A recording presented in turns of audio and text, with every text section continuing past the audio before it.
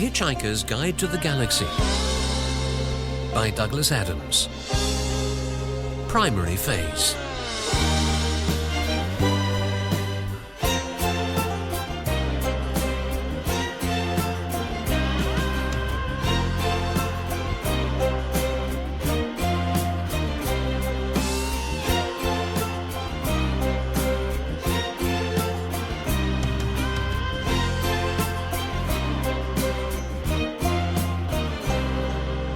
This is the story of The Hitchhiker's Guide to the Galaxy, perhaps the most remarkable, certainly the most successful book ever to come out of the great publishing corporations of Ursa Minor.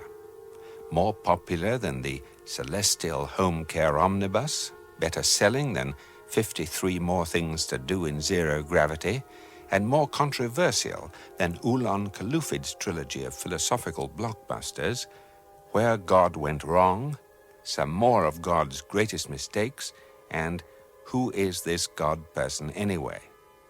And in many of the more relaxed civilizations on the outer eastern rim of the galaxy, the Hitchhiker's Guide has already supplanted the great Encyclopaedia Galactica as the standard repository of all knowledge and wisdom, because although it has many omissions, contains much that is apocryphal, or at least wildly inaccurate, it scores over the older, more pedestrian work in two important ways.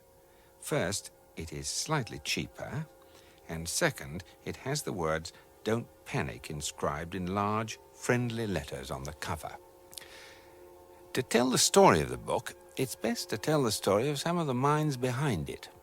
A human from the planet Earth was one of them, though as our story opens, he no more knows his destiny than a tea leaf knows the history of the East India Company. His name is Arthur Dent. He is a 6-foot-tall ape descendant, and someone is trying to drive a bypass through his home. Come off it, Mr. Dent. You can't win, you know. Look, there's no point in lying down in the path of progress. I've gone off the idea of progress. It's overrated. But you must realise that you can't lie in front of the bulldozers indefinitely. I'm game. We'll see who rusts first. I'm afraid you're going to have to accept it. This bypass has got to be built, and it is going to be built. Nothing you can say or do... Why has it got to be built? What do you mean, why has it got to be built? It is a bypass. You've got to build bypasses. Didn't anyone consider the alternatives? There aren't any alternatives. Look, you are quite entitled to make any suggestions or protests at the appropriate time. Appropriate time? Yes. The first I knew about it was when a workman arrived at the door yesterday. Oh. I asked him if he'd come to clean the windows, and he said he'd come to demolish the house. He didn't tell me straight away, of course. Oh, no. First he wiped a couple of windows and charged me a £5. Then he told me. But, Mr. Dent, the plans have been available in the planning office for the last 9 months. Yes. I went round to find them yesterday afternoon. You hadn't exactly gone out of your way to call much attention to them, had you? I mean, like actually telling anybody or anything? The plans were on display. And how many average members of the public are in the habit of casually dropping around at the local planning office of an evening? It's not exactly a noted social venue, is it? And even if you had popped in on the off chance that some raving bureaucrat wanted to knock your house down, the plans weren't immediately obvious to the eye, were they? That depends where you were looking. I eventually had to go down to the cellar. That's the display department. With a torch. The lights had probably gone. So had the stairs. Well, you found the notice, didn't you? Yes. It was on display in the bottom of a locked filing cabinet, stuck in a disused lavatory with a sign on the door saying, "Beware of the leopard." Ever thought of going into advertising? It's not as if it's a particularly nice house, anyway. I happen rather to like it. Mr. Dent! Yes, hello. Have you any idea how much damage that bulldozer would suffer if I just let it roll straight over you? How much? None at all. By a strange coincidence, none at all is exactly how much suspicion the ape descendant Arthur Dent had that one of his closest friends was not descended from an ape, but was in fact from a small planet somewhere in the vicinity of Betelgeuse. Arthur Dent's failure to suspect this reflects the care with which his friend blended himself into human society, after a fairly shaky start. When he first arrived 15 years ago, the minimal research he had done suggested to him that the name Ford Prefect would be nicely inconspicuous. He will enter our story in 35 seconds and say, "Hello, Arthur." The ape descendant will greet him in return, but in deference to 1,000,000 years of evolution, he will not attempt to pick fleas off him. Earthmen are not proud of their ancestors and never invite them round to dinner. Hello, Arthur. Ford, hi, how are you? Fine. Look, are you busy? Well, I've just got this bulldozer to lie in front of, otherwise, no, not especially. There's a pub down the road. Let's have a drink and we can talk. Don't you understand? Mr. Dent, we're waiting! Ford, that man wants to knock my house down. Well, he can do it whilst you're away, can't he? But I don't want him to. Well, just ask him to wait till you get back. Ford! Arthur, will you please just listen to me? I'm not fooling. I've got to tell you the most important thing you've ever heard. I've got to tell you now, and I've got to tell you in that pub there. Why? Because you're going to need a very stiff drink. Now, just trust me. I'll see what I can do. It had better be good. Hello, Mr. Prosser? Yes, Mr. Dent. Have you come to your senses yet? Well, can we just assume for a moment that I haven't, Well, and that I'm going to be staying put here till you go away? so... So you're going to be standing around all day doing nothing? Could be. Well, if you're resigned to standing around doing nothing all day, you don't actually need me here all the time, do you? No. Not as such. So if you can just take it as read that I'm actually here, I could just slip off down to the pub for half an hour. How does that sound? That sounds, well, very reasonable, I think, Mr. Dent. I'm sure we don't actually need you there for the whole time. We can just hold up our end of the confrontation. And if you want to pop off for a bit later on, I can always cover for you in return. Oh, thank you. Yes, that'll be fine. Yes, very kind of you, Mr. Dent, very kind. And of course it goes without saying that you don't try and knock my house over while I'm away. Oh, what? Good Lord, no, Mr. Dent. Do you think we can trust him? Myself, I'd trust him to the end of the earth. Yes, but how far's that? About 12 minutes away. Come on, I need a drink. By drink, Ford Prefect meant alcohol. The Encyclopaedia Galactica describes alcohol as a colorless, volatile liquid formed by the fermentation of sugars, and also notes its intoxicating effect on certain carbon-based life forms. The Hitchhiker's Guide to the Galaxy also mentions alcohol. It says that the best drink in existence is the Pan-Galactic Gargle Blaster, the effect of which is like having your brains smashed out with a slice of lemon wrapped round a large gold brick. The guide also tells you on which planets the best Pan-Galactic Gargle Blasters are mixed, how much you can expect to pay for one, and what voluntary organizations exist to help you rehabilitate. 6 pints of bitter, and quickly, please. The world's about to end. Oh, yes, sir. Nice weather for it. Gonna watch the match this afternoon, sir? No point. Foregone conclusion, you reckon, sir? Arsenal without a chance. No, it's just that the world's going to end. Oh, yes, sir, you said. Lucky escape for Arsenal if it did. No, not really. There you are, sir. 6 pints. Keep the change. What, from a fiver? Thank you, sir. You've got 10 minutes left to spend it. Ford, would you please tell me what the hell is going on? Drink up, you've got 3 pints to get through. 3 at lunchtime? Time is an illusion. Lunchtime doubly so. Very deep. You should send that into the Reader's Digest. They've got a page for people like you. Drink up. Why 3 pints? Muscle relaxant. You'll need it. Did I do something wrong today, or has the world always been like this, and I've been too wrapped up in myself to notice? All right, I'll try to explain. How long have we known each other, Arthur? 5 years, maybe 6. Most of it seemed to make some kind of sense at the time. All right. How would you react if I said that I'm not from Guildford after all, but from a small planet somewhere in the vicinity of Beetlejuice? I don't know. Why, do you think it's the sort of thing you're likely to say? Drink up, the world's about to end. This must be Thursday. I never could get the hang of Thursdays. On this particular Thursday, something was moving quietly through the ionosphere miles above the surface of the planet. But few people on the surface of the planet were aware of it. One of the 6,000 million people who hadn't glanced into the ionosphere recently was called Lady Cynthia Fitzmilton. She was at that moment standing in front of Arthur Dent's house in Cottington. Many of those listening to her speech would probably have experienced great satisfaction to know that in 4 minutes' time she would evaporate into a whiff of hydrogen, ozone, and carbon monoxide. However, when the moment came, they would hardly notice because they would be too busy evaporating themselves.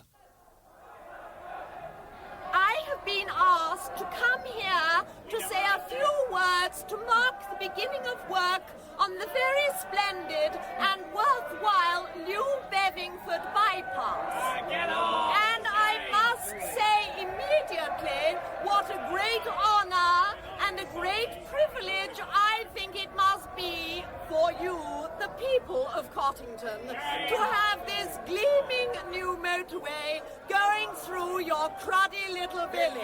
I'm sorry, your little country village of cruddy Cottington. I know how proud you must feel at this moment to know that your obscure and unsung hamlet will now arise reborn as the very splendid and worthwhile Cottington Service Station, providing welcome refreshment and sanitary relief for every weary traveller on his way. Why don't you push off, you cunt-faced old bag?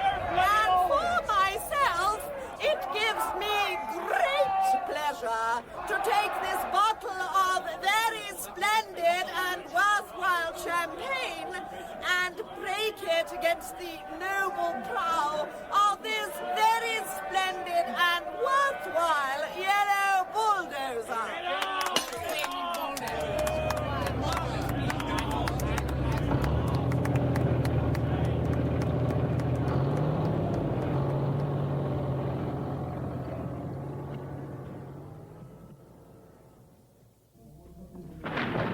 What's that? Don't worry, they haven't started yet.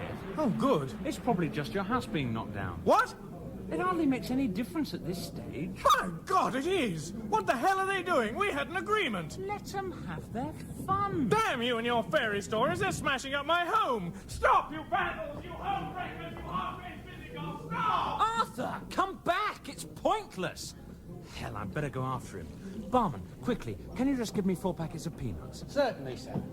There you are. 28 pence. Keep the change. Are you serious, sir? I mean, do you really think the world's going to end this afternoon? Yes, in just over 1 minute and 35 seconds. Well, isn't there anything we can do? No, nothing. I always thought we were meant to lie down or put a paper bag over our head or something. If you like, yes. Well, would that help? No. Excuse me, I've got to find my friend. Oh, well then. Last orders, please. You pinstripe barbarians! I'll sue the council for every penny it's got! I'll have you hung and drawn and quartered and whipped and boiled, and then I'll chop you up into little bits until you've had enough! Arthur, don't bother. There isn't time. Get over here. There's only 10 seconds left. And then I'll do it some more! And when I've finished, I'll take all the little bits and I'll jump on them! And I'll carry on jumping on them until I get blisters. Or I can think of something even more unpleasant to do. And then I'll... What the hell's that? Arthur, quick, over here. What the hell is it? It's a fleet of flying saucers. What do you think it is? Quick, you've got to get hold of this rod. What do you mean, flying saucers? Just that. It's a Vogon constructor fleet. A what? A Vogon constructor fleet. I picked up news of their arrival a few hours ago on my sub-ether radio. Ford, I don't think I can cope with any more of this. I think I'll just go and have a little lie down somewhere. No, just stay here. Keep calm. And just take hold of this... People of Earth, your attention, please. This is Prosthetic Vogon Jokes of the Galactic Hyperspace Planning Council. As you will no doubt be aware, the plans for the development of the outlying regions of the western spiral arm of the galaxy require the building of a hyperspace express route through your star system. And, regrettably, your planet is one of those scheduled for demolition. The process will take slightly less than 2 of your Earth minutes. Thank you very much. There's no point in acting all surprised about it. All the planning charts and demolition orders have been on display at your local planning department in Alpha Centauri for 50 of your Earth years, so you've had plenty of time to lodge any formal complaints, and it's far too late to start making a fuss about it now. What do you mean you've never been to Alpha Centauri? Oh, for heaven's sake, mankind, it's only 4 light years away, you know. I'm sorry, but if you can't be bothered to take an interest in local affairs, that's your own lookout. Energize the demolition beams. God, I don't no apathetic bloody planet. I've no sympathy at all for you.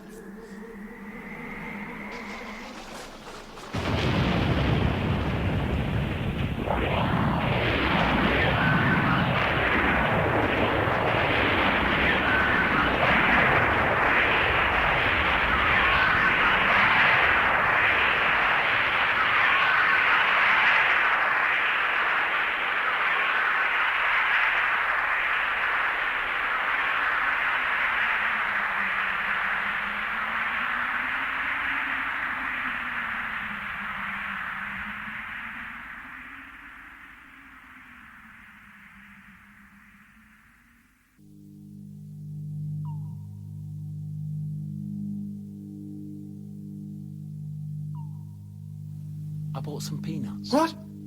If you've never been through a matter transference beam before, you've probably lost some salt and protein. The beer you had should have cushioned your system a bit. How are you feeling? Like a military academy. Bits of me keep on passing out.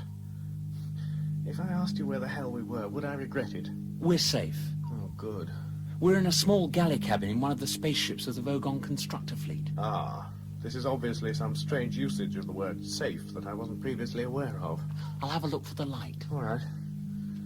How did we get here? We hitched a lift. Excuse me, are you trying to tell me that we just stuck out our thumbs and some bug-eyed monster stuck his head out and said, "Hi, fellas, hop right in. I can take you as far as the Basingstoke roundabout"? Well, the thumb's an electronic sub-ether device. The roundabout's at Barnard Star, 6 light years away. But otherwise, that's more or less right. And the bug-eyed monster? It's green, yes. Fine. When can I go home? You can't. Ah, I found the light. Good grief. Is this really the interior of a flying saucer? It certainly is. What do you think? Well, it's a bit squalid, isn't it? What did you expect? Well, I don't know. Gleaming control panels? Flashing lights? Computer screens? Not old mattresses. These are the Dentrassi sleeping quarters. I thought you said they were called Vogons or something. The Vogons run the ship. The Dentrassi are the cooks. They let us on board. I'm confused. Here, have a look at this. What is it? The Hitchhiker's Guide to the Galaxy. It's a sort of electronic book. It'll tell you everything you want to know. That's its job. I like the cover. Don't panic. It's the first helpful or intelligible thing anybody said to me all day. That's why it sells so well. Here, press this button and the screen will give you the index. You've got several million entries, so fast wind through the index to V. There you are, Vogon Constructor Fleets. Enter that code on the tabulator and read what it says. Vogon Constructor Fleets. Here is what to do if you want to get a lift from a Vogon. Forget it. They're one of the most unpleasant races in the galaxy. Not actually evil, but bad-tempered, bureaucratic, vicious, and callous. They wouldn't even lift a finger to save their own grandmothers from the ravenous bug-bladder beast of Trial. Without orders signed in triplicate, sent in, sent back, queried, lost, found, subjected to public inquiry, lost again, and finally buried in soft peat for 3 months and recycled as firelighters. The best way to get a drink out of a Vogon is stick your finger down his throat. And the best way to irritate him is to feed his grandmother to the ravenous bug-bladder beast of Trial. What a strange book. How did we get a lift, then? Well, that's the point. It's out of date now. I'm doing the field research for the new revised edition of the guide.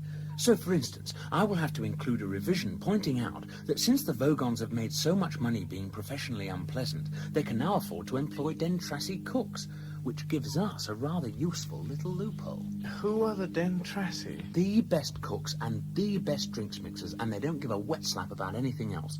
And they will always help hitchhikers on board, partly because they like the company, but mostly because it annoys the Vogons, which is exactly the sort of thing you need to know if you're an impoverished hitchhiker trying to see the marvels of the galaxy for less than $30 Altarian a day. And that's my job. Fun, isn't it? It's amazing. Unfortunately, I got stuck on the Earth for rather longer than I intended. I came for a week and was stranded for 15 years. But how did you get there in the first place? Oh, easy. I got a lift with a teaser. You don't know what a teaser is? I'll tell you. Teasers are usually rich kids with nothing to do. They cruise around looking for planets which haven't made interstellar contact yet and buzz them. Oh, buzz them. Yes, they find some isolated spot with very few people around, then land right by some poor unsuspecting soul whom no one's ever going to believe, and then strut up and down in front of him wearing silly antennae on their head and making beep-beep noises. Rather childish, really.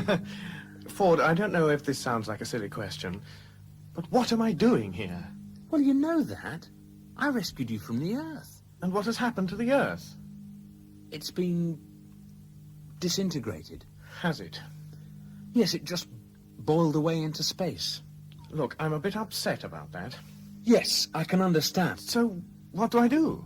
You come along with me and enjoy yourself. You'll need to have this fish in your ear. I beg your pardon? What the devil's that? Listen, it might be important. What? It's the Vogon captain making an announcement on the PA. But I can't speak Vogon. You don't need to. Just put the fish in your ear. Come on, it's only a little one. You should have a good time. Message repeat. This is your captain speaking, so stop whatever you're doing and pay attention. First of all, I see from our instruments that we have a couple of hitchhikers aboard our ship. Hello, wherever you are. I just want to make it totally clear that you are not at all welcome. I worked hard to get where I am today, and I didn't become captain of a Vogon construction ship simply so that I could turn it into a taxi service for degenerate freeloaders. I have sent out a search party, and as soon as they find you, I will put you off the ship. If you're very lucky, I might read you some of my poetry first. Secondly, we are about to jump into hyperspace for the journey to Barnard's Star. On arrival, we will stay in dock for a 72-hour refit, and no one's to leave the ship during that time. I repeat, all planet leave is cancelled.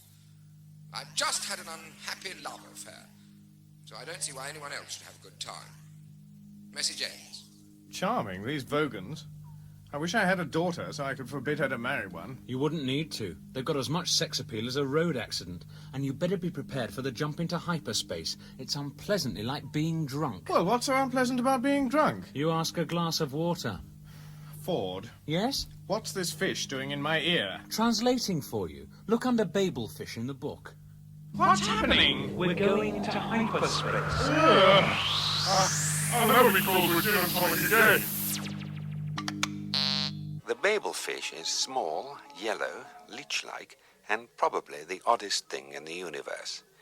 It feeds on brainwave energy, absorbing all unconscious frequencies and then excreting telepathically a matrix formed from the conscious frequencies and nerve signals picked up from the speech centers of the brain. The practical upshot of which is that if you stick one in your ear, you can instantly understand anything said to you in any form of language. The speech you hear decodes the brainwave matrix. Now, it is such a bizarrely improbable coincidence that anything so mind-bogglingly useful could evolve purely by chance that some thinkers have chosen to see it as a final clinching proof of the non-existence of God. The argument goes something like this. I refuse to prove that I exist, says God, for proof denies faith, and without faith I'm nothing. But, said man, the Babelfish is a dead giveaway, isn't it? It proves you exist, and so therefore you don't. QED. Oh dear, says God, I hadn't thought of that, and promptly vanishes in a puff of logic. Oh, that was easy, says man, and for an encore he proves that black is white and gets killed on the next zebra crossing. Most leading theologians claim that this argument is a load of dingo's kidneys, but that didn't stop Ulan Kalufid making a small fortune when he used it as the central theme of his best-selling book, Well, That About Wraps It Up for God. Meanwhile, the poor Babelfish, by effectively removing all barriers to communication between different cultures and races, has caused more and bloodier wars than anything else in the history of creation. What an extraordinary book. Help me write the new edition. No, I want to go back to Earth again, I'm afraid, or its nearest equivalent. You're turning down 100 billion new worlds to explore. Did you get much useful material on Earth? I was able to extend the entry, yes. Oh, let's see what it says in this edition, then. Okay. Let's see. Earth. Tap out the code. There's the page. It doesn't seem to have an entry. Yes, it does. See, right there at the bottom of the screen, just under Eccentrica Golumbits, the triple-breasted whore of Eroticon 6. What, there? Oh, yes. Harmless. Harmless? Is that all it's got to say? One word? Harmless? What the hell's that supposed to mean? Well, there are 100 billion stars in the galaxy and a limited amount of space in the book. And no one knew much about the Earth, of course. Well, I hope you managed to rectify that a little. Yes, I transmitted a new entry off to the editor. He had to trim it a bit, but it's still an improvement. What does it say now? Mostly harmless. Mostly harmless? Well, that's the way it is. We're on a different scale now. Okay, Ford, I'm with you. I'm bloody well coming with you. Where are we now? Not far from Barnard's Star. It's a beautiful place and a sort of hyperspace junction. You can get virtually anywhere from there. That is assuming that we actually get there. What's that? Well, if we're lucky, it's just the Vogons come to throw us into space. And if we're unlucky? If we're unlucky, the captain might want to read us some of his poetry first. Vogon poetry is, of course, the third worst in the universe. The second worst is that of the Asgoths of Kriya. During a recitation by their poet-master Granthos the Flatulent of his poem Ode to a Small Lump of Green Putty I Found in My Armpit One Midsummer Morning, 4 of his audience died of internal hemorrhaging, and the president of the Mid-Galactic Arts Nobbling Council survived by gnawing one of his own legs off. Granthos is reported to have been disappointed by the poem's reception and was about to embark on a reading of his 12-book epic entitled My Favorite Bath-Time Gurgles when his own major intestine, in a desperate attempt to save humanity, leapt straight up through his neck and throttled his brain.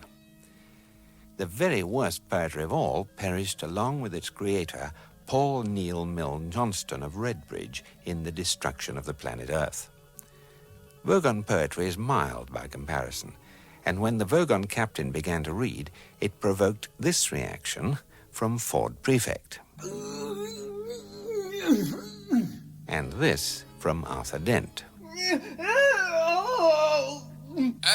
Fred Grunt Buckley, thy micturations are to me as plurdled gravel blotches in a lurking bee.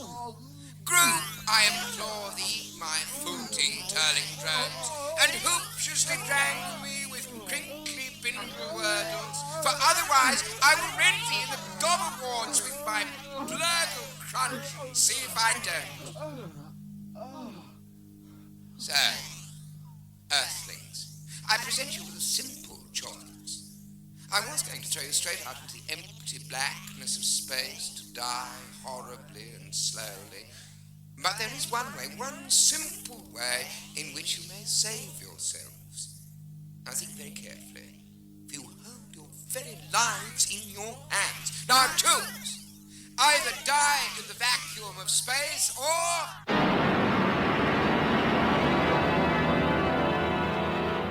Tell me how good you thought my poem was. Will our heroes survive this terrible ordeal? Can they win through with their integrity unscathed? Can they escape without completely compromising their honor and artistic judgment? Tune in next week for the next exciting installment of The Hitchhiker's Guide to the Galaxy.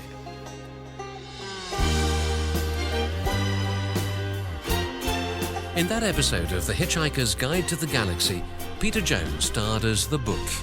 Simon Jones was Arthur Dent, and Geoffrey McGivern, Ford Prefect. Bill Wallace was Prosser and the Vogon Captain, with Joe Kendall as Lady Cynthia Fitzmelton and David Goodison as the Barman. The programme was written by Douglas Adams and produced by Simon Brett, with the assistance of Paddy Kingsland at the Radiophonic Workshop and a small furry creature from the Crab Nebula.